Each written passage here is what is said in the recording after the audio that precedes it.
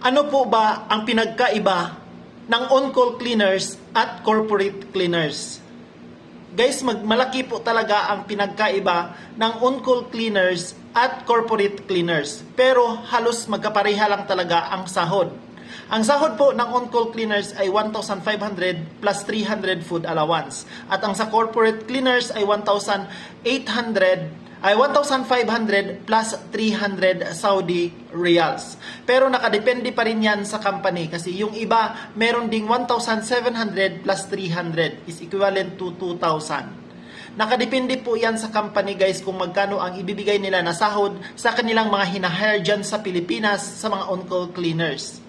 Ang pinagkaiba po ng on-call cleaners at corporate cleaners. Unang-una guys, yung on-call cleaners, wala po kayong permanente na site na pagtatrabahuan kasi residential po.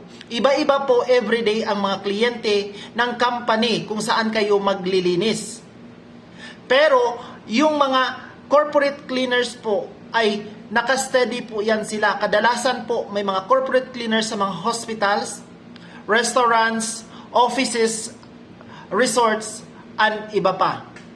Yan yung permanent, dyan na sila talaga naka-assign everyday. Dyan sila nag-duty na 8 hours.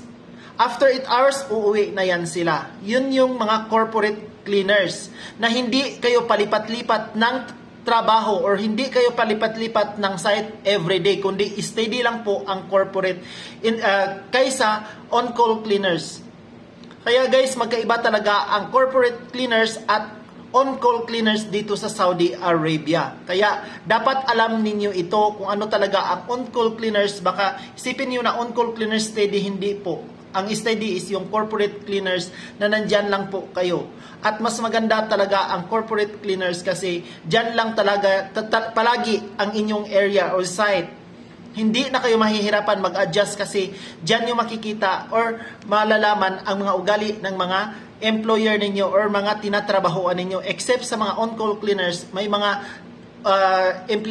kliyente talaga na makitid ang utak, minsan mabunganga, minsan utos ng utos. Ayan guys, dapat talaga marunong tayong mag-adjust kapag ganito ang mga trabaho natin. Yun lang, and have a nice day. Please follow, like, and share para update kayo sa susunod na video. Maraming salamat.